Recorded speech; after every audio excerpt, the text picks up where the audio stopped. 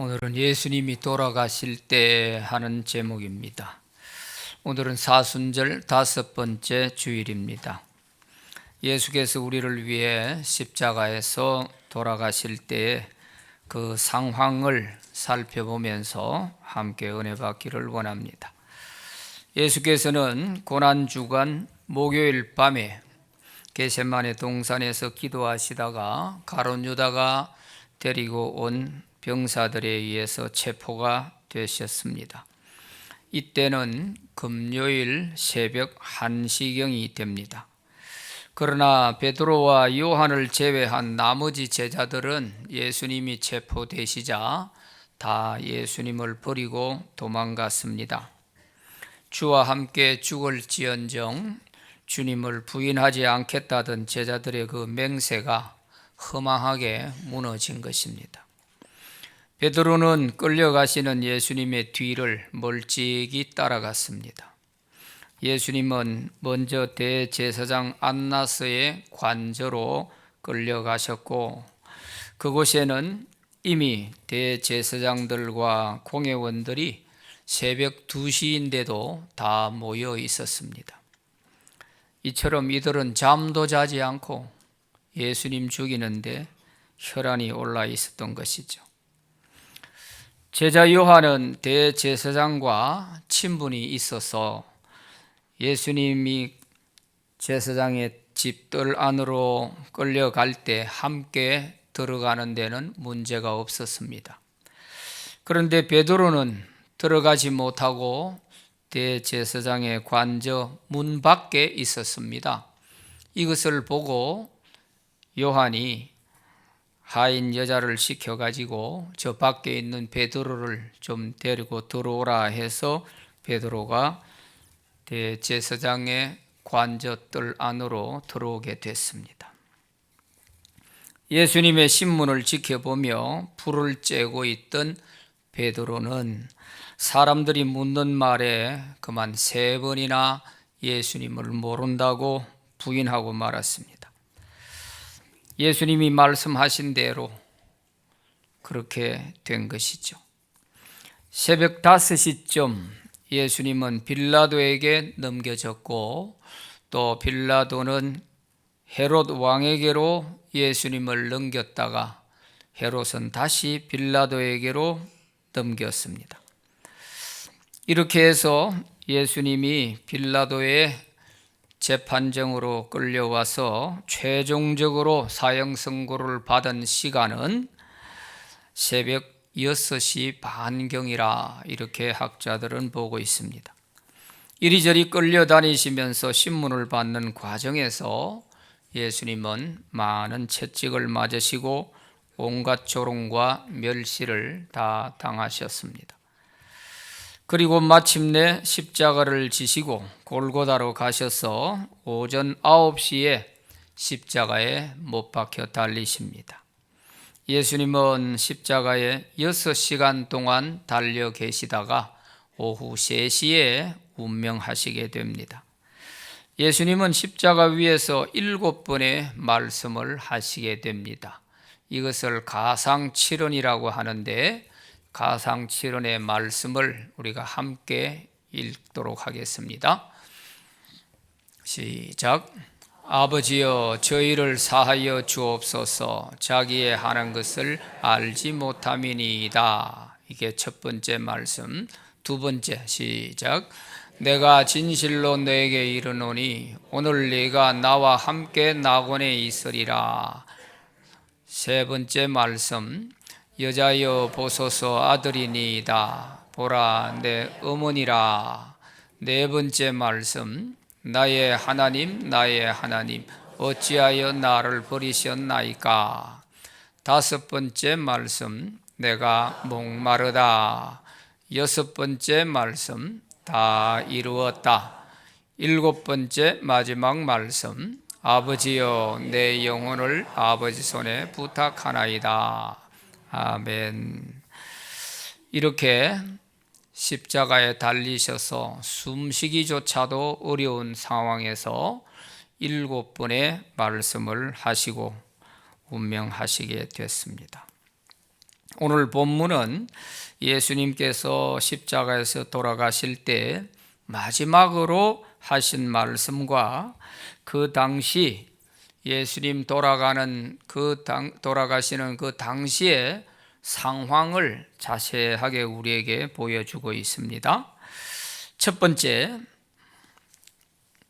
예수님이 돌아가실 때 3시간 동안 온 땅에 어둠이 임했습니다. 44절 오늘 본문 말씀에 보면 때가 6시쯤 되어 해가 빛을 잃고 온 땅에 어둠이 임하여 제9시까지 계속되며, 그래서요 여기에 제6시는 낮 12시 정오를 말합니다. 제9시는 오후 3시를 말합니다. 오전 9시에 예수님이 십자가에 달리셔서 12시까지 3시간 동안에는 빛이 있었지만 12시부터 오후 3시까지는 온 땅에 캄캄한 어둠이 덮친 것입니다. 이 어둠의 의미에 대해서 신학자들은 3가지 정도로 의미를 요약할 수가 있는데요.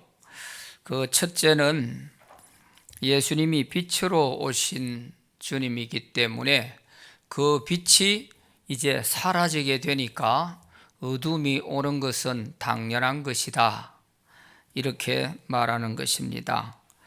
예수님은 요한복음 1장에도 빛으로 오셨다고 하셨고 자기를 빛이라고 해서 빛이 있을 동안에 빛을 믿어라, 이런 말씀들을 하셨죠. 요한복음 12장 35절 36절 같이 읽어봅니다. 시작. 예수께서 이르시되 아직 잠시 동안 빛이 너희 중에 있으니 빛이 있을 동안에 다녀 어둠에 붙잡히지 않게 하라. 어둠에 다니는 자는 그 가는 곳을 알지 못하느니라. 너희에게 아직 빛이 있을 동안에 빛을 믿어라. 그리하면 빛의 아들이 되리라. 예수께서 이 말씀을 하시고 그들을 떠나가서 숨으시니라. 아멘. 예수님은 자신을 세상을 비추고 사람들에게 비치는 빛이라, 참 빛이라, 이렇게 말씀을 하시면서 내가 있는 동안 나를 믿어라, 이 말을 빛이 있을 동안에 빛을 믿어라. 그리하면 빛의 아들이 되리라, 이렇게 말씀을 하셨던 것이죠. 빛으로 오신 예수님이 이제 사라지게 되니까 당연히 어둠이 오는 것 아니겠습니까? 두 번째는 이 어둠에 대한 의미를 예수님을 죽인 자들에게 임할 하나님의 진노와 심판을 의미한다, 이렇게 말합니다. 아마 캄캄한 흑암이 임하게 됐을 때에 거기에 있는 사람들이 얼마나 공포심이 들었겠습니까? 갑자기 온 천지가 캄캄해지니까 아무런 잘못이 없는 사람도 두려워지지요. 오늘 본문에 나오는 백부장을 보면 이 사람은 예수님의 손에 십자가의 못을 박도록 하고 십자가에 매달고 하는 사형 집행을 총책임진 사람이 백부장 아니겠습니까? 그런데 이 사람이 모든 그 되어진 6시간 동안에 예수님의 그 되어진 일들을 보고서 흑암이 덮이니까 얼마나 두려워했던지 이 사람은 정녕 의인이었도다, 이렇게 고백을 하고 있습니다. 마가복음에서 보면 하나님의 아들이었다, 이렇게 고백을 하기도 했습니다. 또한 이 흑암을 지켜본 사람들은 과거에 이스라엘 백성들이 애굽에서 나올 때 하나님께서 바로 왕에게 10가지의 재앙을 내리셨는데 그 9번째 재앙이 흑암의 재앙이었죠. 3일 동안 캄캄한 밤이 애굽 땅을 덮었습니다. 그래서 바로도 너무 두려워서 두 손 들고 항복을 하게 되지요.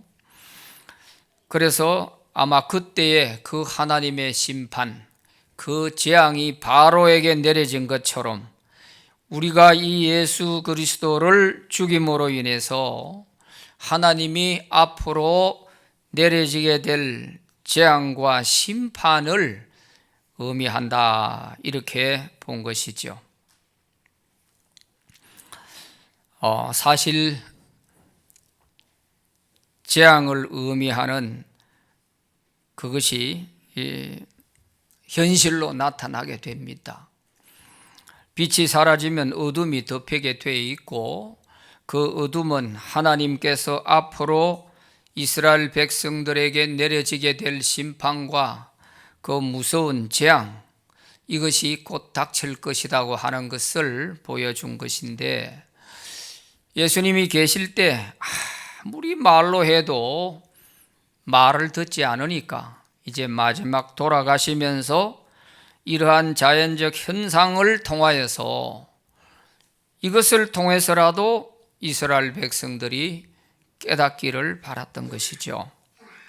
그래서 이것은 이제 주후 70년에 그야말로 예루살렘이 멸망할 때에 이 재앙이 이스라엘 백성들에게 그대로 덮치게 되는 겁니다.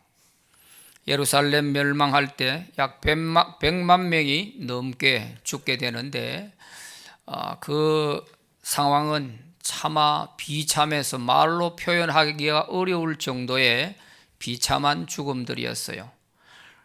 그 죽는 사람들 가운데 그냥 죽는 것이 아니고 죽여가지고 배까지 갈라서 안에 혹시 뭐 금붙이라도 집어 삼키고 나오나 해서 그렇게 참혹하게 죽게 됐어요.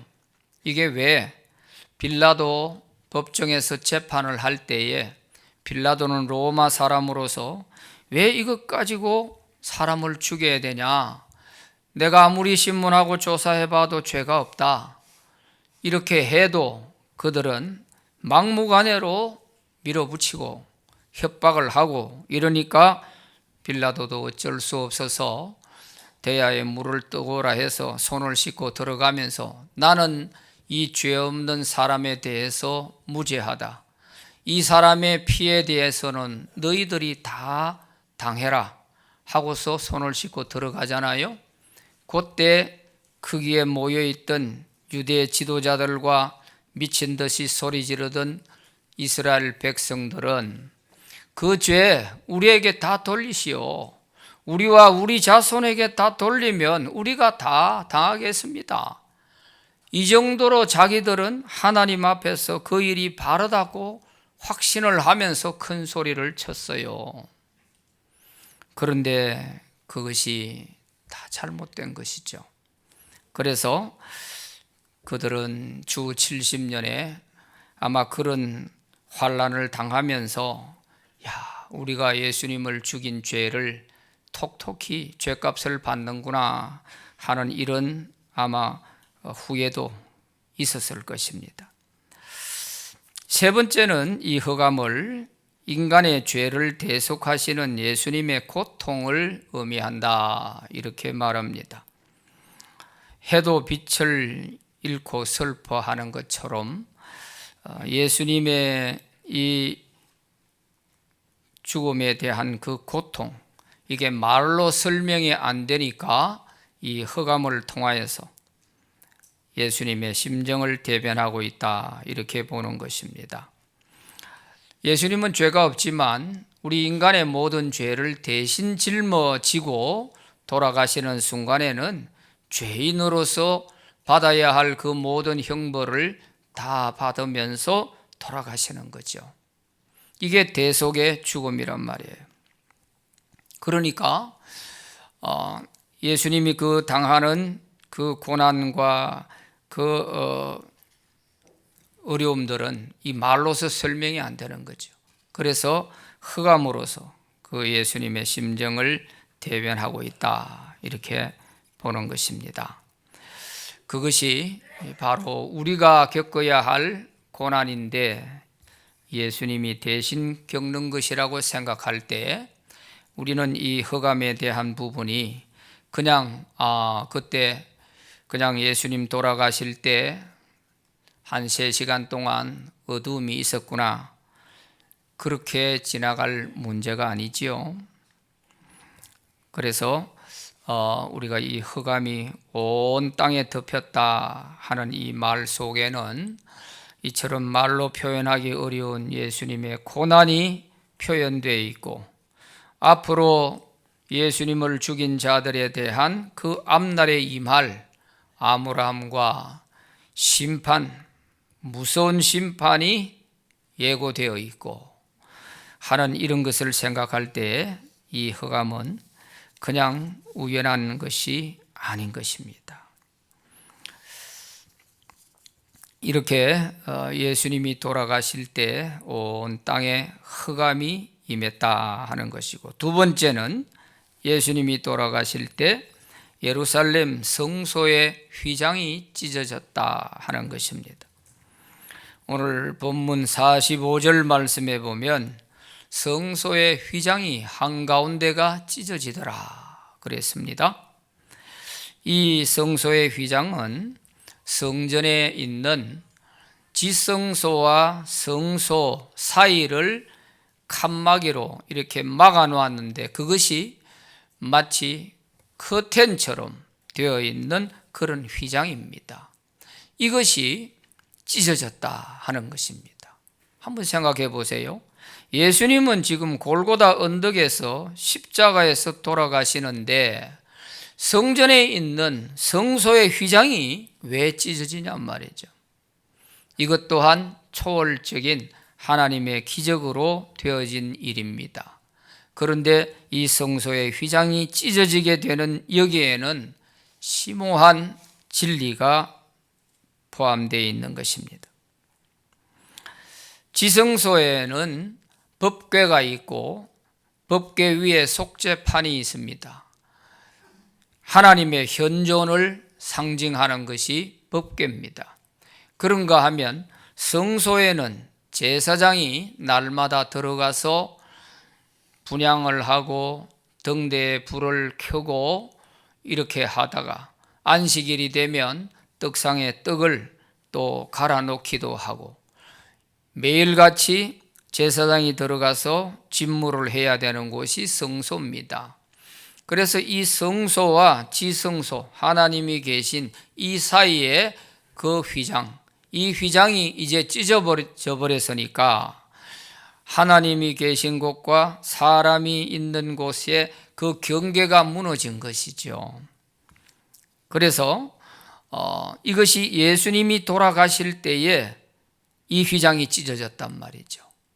그래서 이 예수님은 하나님과 우리 인간 사이에 죄의 큰 휘장이 이 가로막고 있었는데 이것을 예수님이 다 제거해 주셨다. 그래서 하나님과 우리 사이에 벽이 없어졌다 하는 의미입니다. 그래서 우리가 언제든지 하나님께 바로 나아갈 수 있고 바로 기도할 수 있고 하나님을 만날 수 있는 이런 길이 열리게 된 것이죠. 그래서 그 휘장은 예수님의 육체를 의미하고 있었다는 것을 알 수 있죠. 그 예수님이 십자가에서 몸이 찢어져 돌아가시는 순간에 성전에 지금까지 하나님과 인간 사이를 가로막고 있던 휘장이 이제는 필요 없어졌다, 찢어졌다 하는 그런 의미인 것입니다. 이것에 대해서 히브리서 기자는 이렇게 표현하고 있습니다. 히브리서 10장 19절 20절 같이 읽어봅니다. 시작. 그러므로 형제들아, 우리가 예수의 피를 힘입어 성소에 들어갈 담력을 얻었나니 그 길은 우리를 위하여 휘장 가운데로 열어놓으신 새로운 살 길이요 휘장은 곧 그의 육체니라. 아멘. 휘장은 그의 육체니라. 예수님이 돌아가시는 순간에 이 휘장이 찢어진 그 의미가 무엇인가를 가르쳐 주지요. 우리를 위하여 휘장 가운데로 열어놓은 새로운 살 길이라고 그랬어요. 하나님과 우리 사이에 막혀있던 그 벽이 이제는 무너져 버렸다는 것입니다. 이것을 사도 바울은 에베소서 2장 14절에서 이렇게 표현했습니다. 같이 읽어봅니다. 시작. 그는 우리의 화평이신지라 둘로 하나를 만드사 원수된 것 곧 중간에 막힌 담을 자기 육체로 하시고. 무슨 뜻인지 이해가 이제 잘 가시지요. 막힌 담을 자기 육체로 흘었다. 하나님과 우리 사이에 죄악의 높은 담이 막혀 있었지만 예수님을 통하여서 그 담이 무너지고 이제는 예수 믿는 사람이 언제든지 하나님 앞으로 바로 나아갈 수 있도록 길을 만들어 주셨다 하는 것입니다. 그래서 우리가 이 사실을 알게 된다면 우리가 하나님 앞에 바로 기도하고 바로 하나님께 나아갈 수 있다고 하는 이것이 얼마나 정말 감사한 일인지 몰라요. 이게 없으면 우리는 구약시대처럼 항상 제사장을 통해서 가야 되고 하나님을 만날 길이 그 길밖에는 없었어요. 바로 나아갈 수가 없죠. 그런데 이게 이제 휘장이 찢어짐으로 인해서 우리가 하나님을 바로 배울 수 있다 하는 이것은 정말 큰 은혜인 것입니다. 이걸 안다면 우리가 하나님께 나아가 기도하는 것이 정말 참 기뻐서 매일같이라도 기도하지 않고는 견딜 수 없는 그런 감격이 있을 텐데 말이죠. 우리가 여기에 대해서는 별로 기도는 그저 해도 되고 안 해도 되는 것처럼 이런 정도로 생각해서는 안 될 것입니다. 여기에 대해서 히브리서 기자가 히브리서 4장 16절에서 이렇게 말씀하고 있어요. 그러므로 우리는 긍휼하심을 받고 때를 따라 도없는 은혜를 얻기 위하여 은혜의 보좌 앞에 담대히 나아갈 것이니라 그랬습니다. 언제든지 우리가 은혜를 얻기 위해서는 담대히 나아갈 수 있다.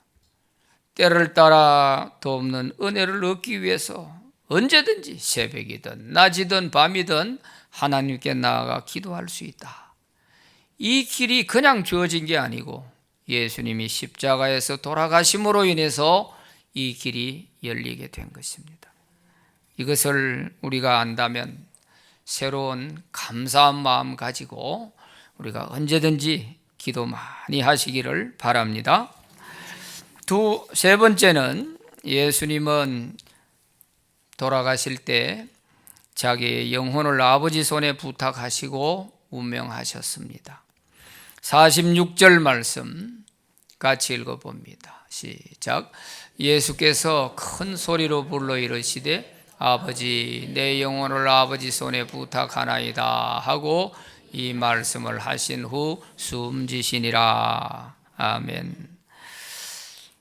숨지셨다 이렇게 누가복음에는 표현되어 있지만 요한복음에는 영혼이 떠나셨다 이렇게 표현되어 있기도 합니다. 이 말씀은 기독교인들이 갖춰야 할 죽음에 대한 자세를 잘 보여주신 것입니다. 사람은 영과 육으로 창조되어 있습니다. 육은 흙에서 왔으니 죽으면 흙으로 돌아갑니다. 그러나 영은 하나님으로부터 왔기에 하나님께로 돌아가야 합니다.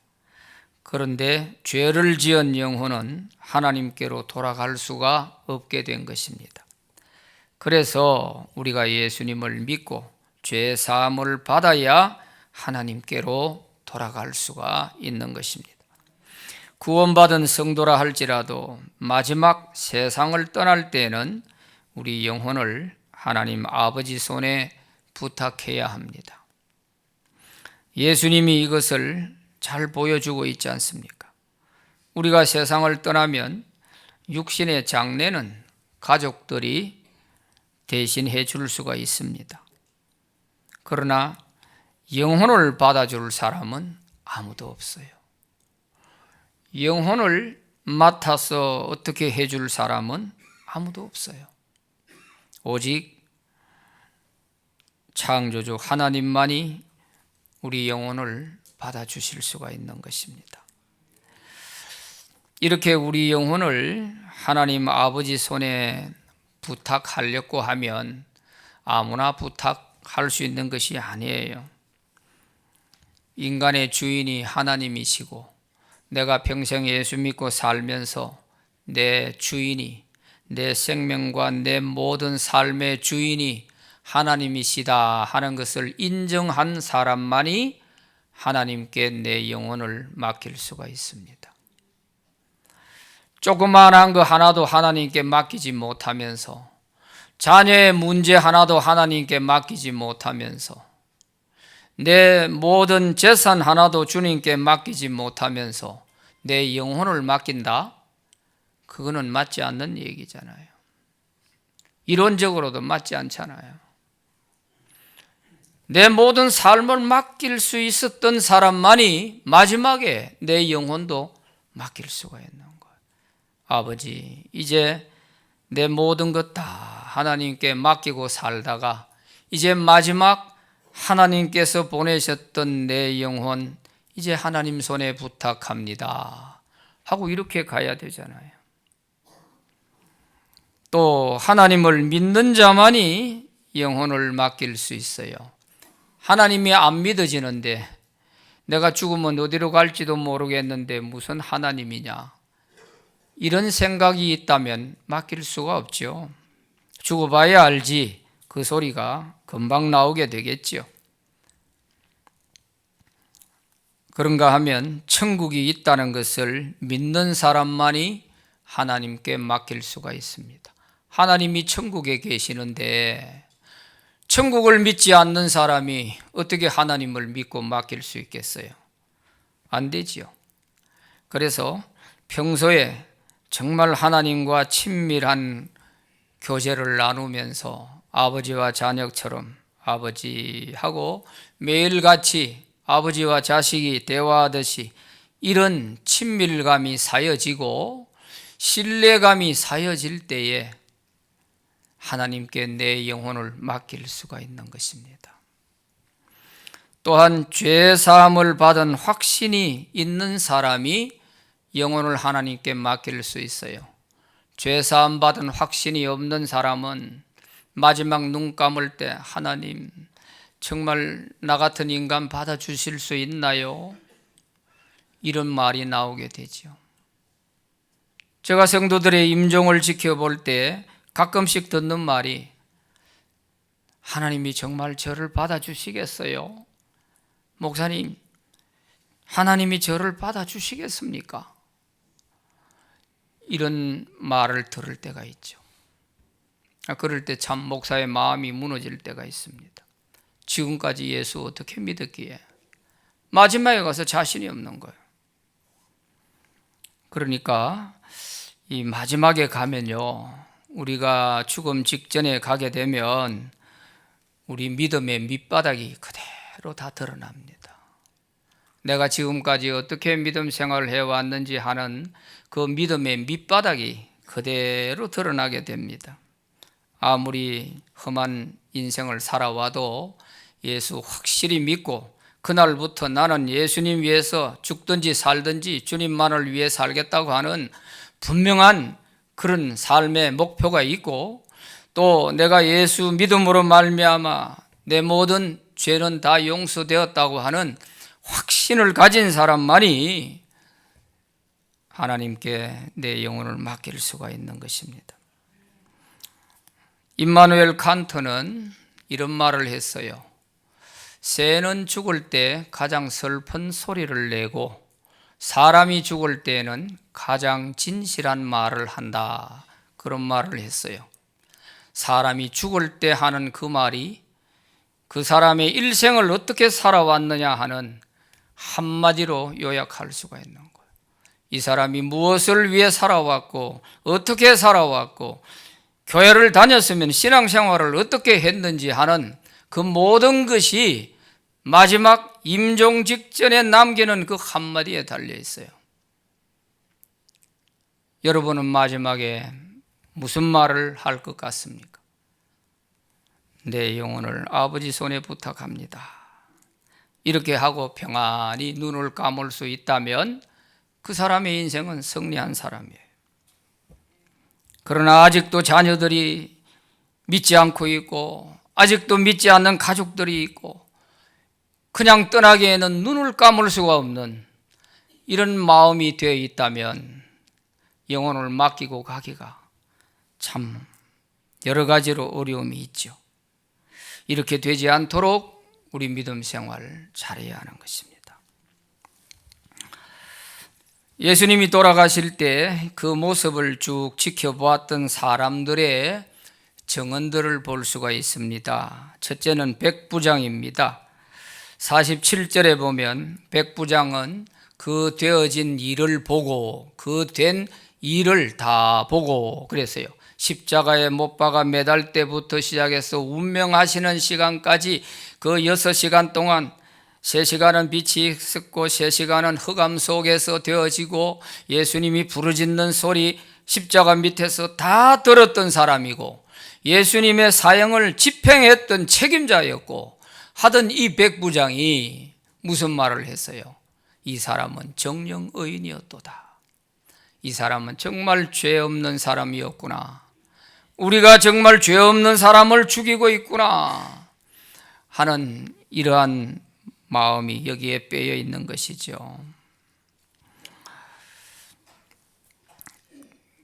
그런가 하면 두 번째는 구경하러 왔던 사람들입니다. 48절 말씀에 보면 이를 구경하러 모인 무리도 그 된 일을 보고 다 가슴을 치며 돌아갔다 그랬어요. 구경하러 왔던 구경꾼들, 그저 구경하러 왔으면 구경하고 가면 그뿐이잖아요. 아이고 저 사람들 저렇게 많은 사람들 이끌고 다니면서 하더니 결국 마지막에 저렇게 죽구만. 그리고 구경하고 가는 것으로 끝나야 되잖아요. 그런데 왜 가슴을 치며 돌아갑니까? 이 사람들 가운데는 분명히 그냥 구경하러 온 사람이 아니에요. 지나가다가 물론 무슨 일인가 싶어서 구경하는 사람도 있었겠지만, 이 사람들 가운데는 빌라도의 법정에서 강도를 살려줄까 예수를 살려줄까 할 때 강도를 살려주고 예수를 십자가에 못 박아라고 소리 질렀던 사람들이 여기에는 있었을 거예요. 왜냐하면 이 사람이 확실히 죽는 데까지 우리가 지켜봐야겠다, 이렇게 생각하고 빌라도의 법정에서부터 끝까지 골고다까지 함께한 사람들일 것입니다. 그러니까 자기들이 가슴을 치며 돌아가는 거예요. 왜? 그 된 일을 보고 6시간 동안에 되어진 그 모든 하나님의 초월적인 기적과 예수님이 부르짖고 말씀하신 그 7마디의 말씀 다 들었잖아요. 그러니까 그 된 일을 보고 가슴을 치면서 우리가 사람 잘못 봤다, 우리가 강도를 살려주고 죄 없는 이 예수를 죽이자고 소리쳤는데 이 죄를 어떡할꼬, 이제 우리는 어떻게 해야 되나, 가슴을 치며 돌아간 거죠. 그러나 이 사람들은 가슴을 치며 자기들의 죄에 대해서 뉘우치기는 하지만 용서받는 방법을 모르고 돌아간 거예요. 용서받는 방법을. 왜? 예수님 계실 때 예수님 말씀 안 들었거든요. 그저 예수님 죽이는데 혈안이 되어 있었고 제사장들이 충동질 해가 예수를 죽여라고 소리쳐라 이렇게 하는 그 말에 놀아났던 사람들이니까, 그러니까 이 사람들은 회개할 수 있는 방법을 모르는 거죠.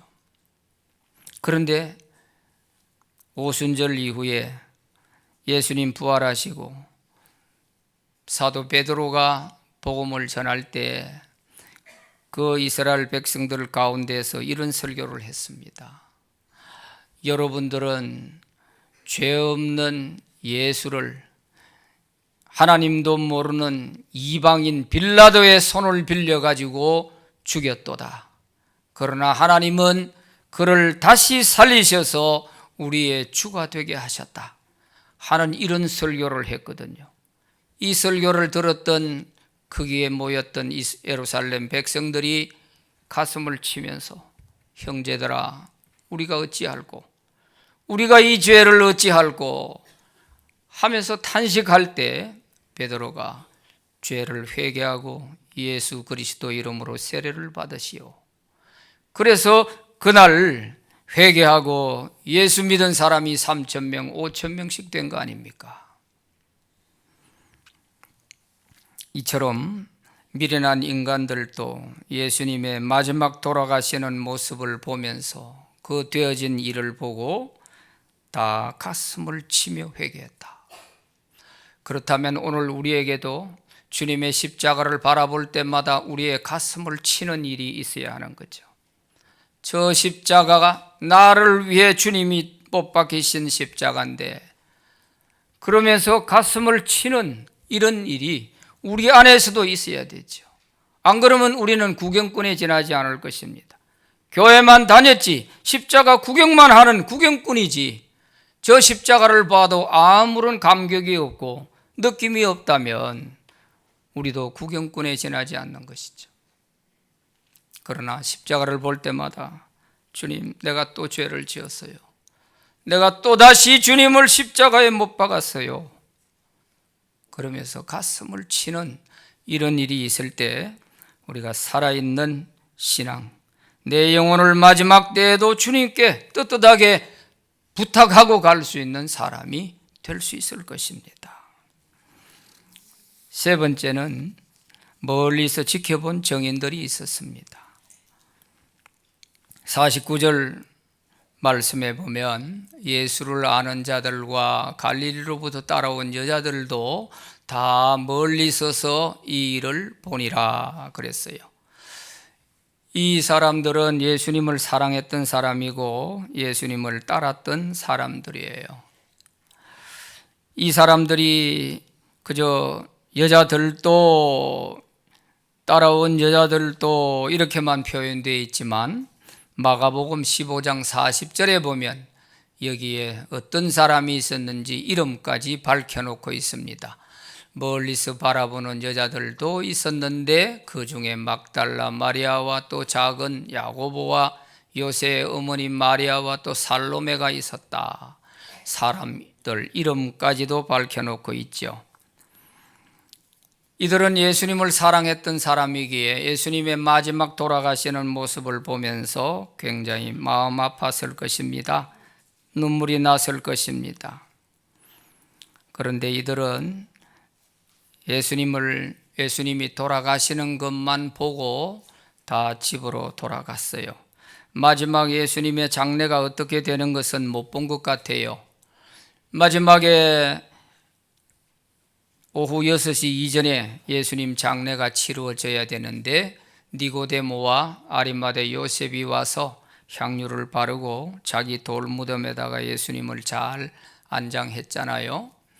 이것을 못 보고 갔기 때문에 안식 후 첫날 이 여인들은 향품을 준비해 가지고 예수님 몸에 발라 드리려고 예수님 무덤으로 달려간 것 아니겠습니까?